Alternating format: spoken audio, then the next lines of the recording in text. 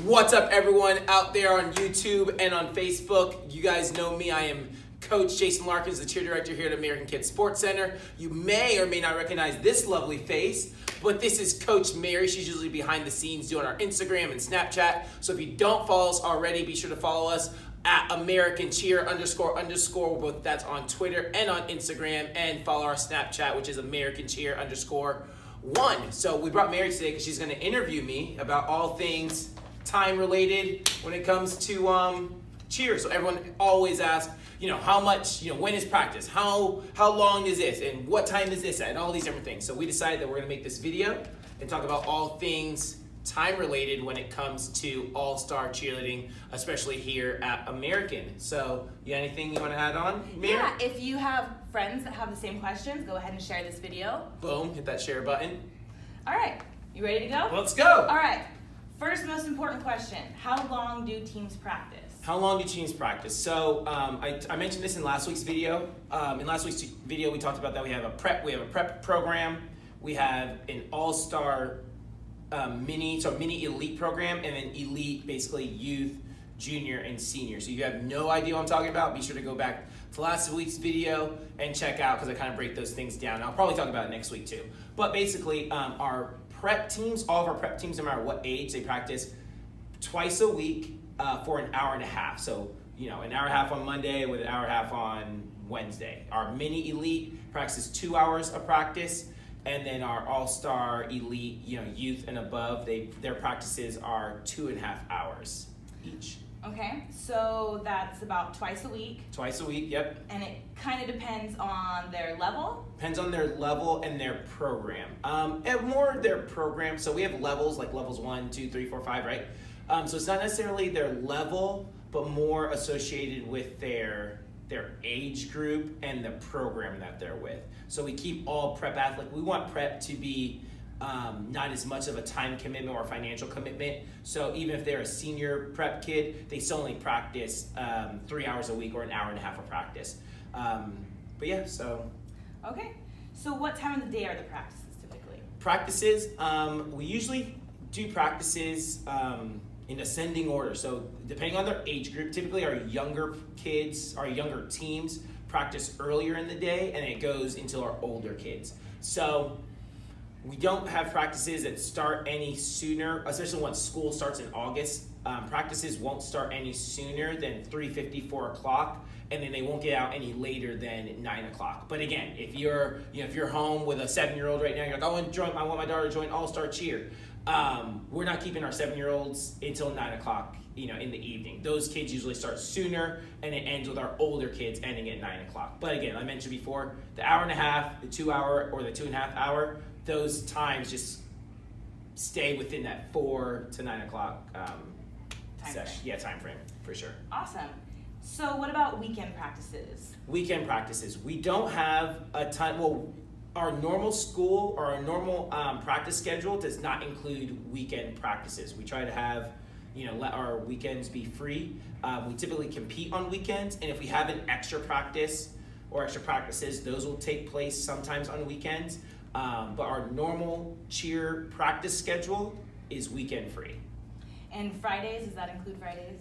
Fridays will sometimes fall on an extra practice. So if we have an extra practice weekend, hey, we're gonna have extra practice this week. Usually do our extra practices before like a big event, like, hey, this big event's coming up. We're gonna have extra practice, this weekend to prepare for that. So we'll do a couple teams on Friday after school. We'll try to get everyone in on Saturday, and then maybe we'll do a couple teams on Sunday as well. And how early will the Sunday practices usually be? Sundays are typically, we try not to start it any earlier than noon on a Sunday, just because we want to allow for families to have their family time and obviously go to church and not interrupt that that family time right there. Okay. What about athletes missing practice? What is our stance here at Yeah. American? Athletes missing practice. So in a perfect world, no athlete would ever miss anything. I would love if we had 100% attendance every single day of the year. However, I understand that that's not the real world, and especially with how long our all-star season is and our the prep goes. it's not not necessarily realistic, but it's not even like fair to say, hey, you guys have to be at every single practice and do everything. So we're pretty lenient, especially during the summer. You can go, you can miss this, take your vacations 100%, even encourage that our kids get away from the sport for a while. And then, once we get into fall, we want to have obviously more structure. Our success is really directly related to our practice attendance, right? They're highly correlated. But I know these kids have other things in their life. So we try to be lenient on some of those things. But like the week of a competition, 2 weeks before the competition, our athletes have to be there, and unless something crazy is going on. So we try to be lenient, but we also are trying to make sure we have a good product to put on the floor. So I hope that answers the question. It's perfect. And you mentioned something about summer versus fall. What are the summer hours versus the fall hours? What's the difference? Okay, so before when I talked about the hour and a half, and then 2 hours, and then the 2.5 hours, that is our typical fall schedule. What we spend 70% of the season in, right? Our summer schedule right now is the same actually for our mini team as far as hours are concerned. Maybe not the days of the week, but hours are concerned. Prep is still at an hour and a half, 2 practices a week. Minis are at 2 practices a week at 2 hours each. Right now, our all-star elite teams, youth and above, they are practicing. They have 1 practice for 3 hours, and they're going to do that until school starts. And then after school starts, they'll go into that 2.5, like we talked about earlier. And what is the full cheer season? Full cheer season. So for all of you guys watching, if you're not already at American Cheer, you're going to be at tryouts on July 28th at 10 a.m. You'll be there. That'll be a 2-hour tryout, so it's the first thing you have to be there for. But typically our cheer season for our All-Star Elite and All-Star Prep, full season prep, those athletes typically have tryouts mid-May and go until early May, late April. Prep ends in April. Elite minis go until April. And then we have the summit, which is our end of the year event. It's the competition that teams have to qualify for. If they qualify, that is typically the first weekend in May. So it is a long season for sure. We're talking 11, 12 months. Yep, 11, 12 Jump months. Right back. Yep. Okay, sounds good. All right, so we've talked a lot about practice, summer, fall, the whole season.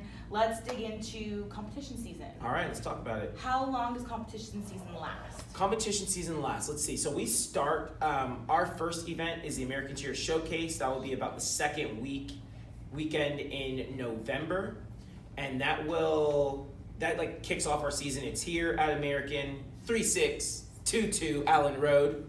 This is also where tryouts are going to be at. But that kicks off the season. But then we'll start competing in December. All of our teams will have a one-day competition in December, and then once we start the season. Basically, all of our prep teams do 5 competitions about once a month, once a month from December until April. And then our All-Star Minis do about 6 competitions. And then our, from December till April. And then our All-Star Elite youth ages and above, they'll do about 8 competitions. And the summit, again, for that same time frame, from December all the way until that first weekend in May.